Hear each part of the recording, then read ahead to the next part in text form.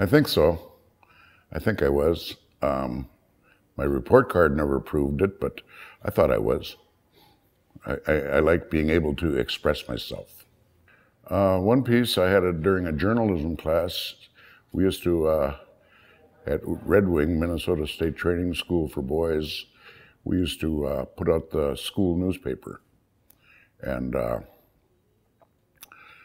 I wrote a series of questions. Probably that's where the questions of the month first came from. I wrote a series of questions on the front page, about 10 of them. How deep is the Mississippi out in front of the school? How high is that bluff behind the school? What's the lowest ceiling in the school? What's the tallest ceiling in the school? And so it came out to about 10 questions. And I said, answers on page 7. And it was a 6-page newspaper. And for months afterwards, I was getting people coming, where's page 7? Where's page 7? But it was my just little joke on the world.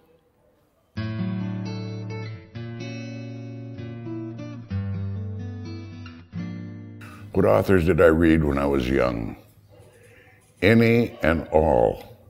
I used reading as an escape mechanism from some very terrible places. So any and all. Anything that came my way, I'd read it.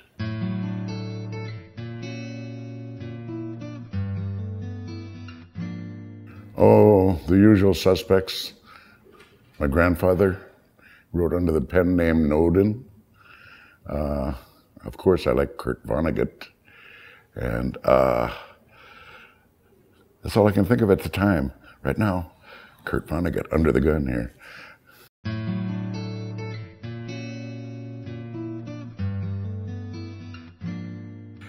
No, I don't think anyone ever did. I don't think anybody ever taught me to write. I can't think of any writing teachers that said, this is how we write. They just say, today we need an essay from you of 500 words or something like that. And it was no real direction.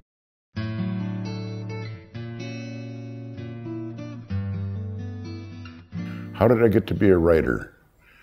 Well, when I was growing up, I used to hear stories about my grandfather, who was a writer back in the 1920s and the 1930s.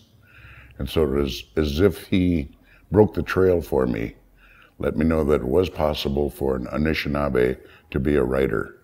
So I wanted to emulate him, honor his memory by picking it up after he's gone.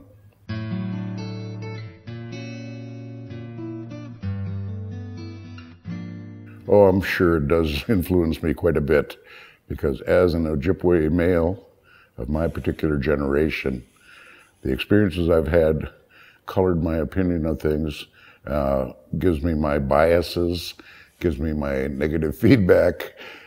So being an Ojibwe male of my generation has given me a unique view of the world.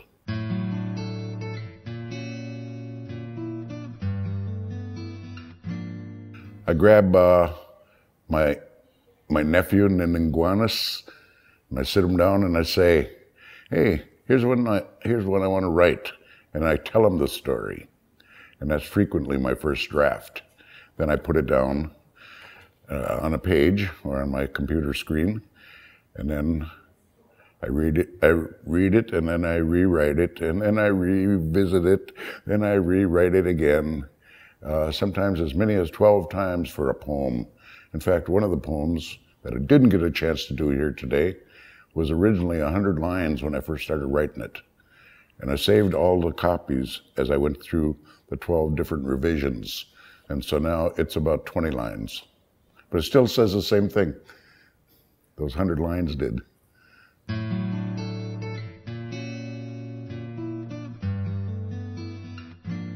don't think I do. But I can think of the dumbest reasons to get up from that computer. I know the mailman gets there quicker if I go out and wait for him. And was that a dog? Did I hear a dog outside?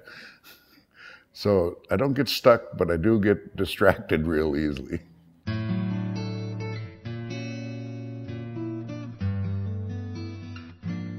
I get up and spend the first 2-3 hours alone, Just me, my computer, my cup of coffee, and my cigarettes.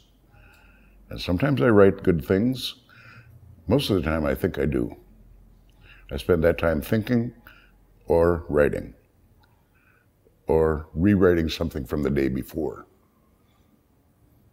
And then it gets crazy. You know, I live in a little village, but we got a lot of relatives in that little village, so I get company all the time.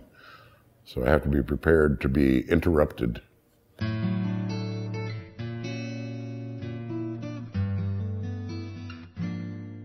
I do a lot of things for fun. I think basically life is pretty short and brutish, as they say. And so I like to try to find fun wherever I can. I find fun when I'm making a basket. When I'm teaching someone how to make a basket, I find that a lot of fun. Making maple syrup, making wild rice, manomini ke, nuskachanagani ke, iskigamzi ke, all of the things I like to do. I think they're fun.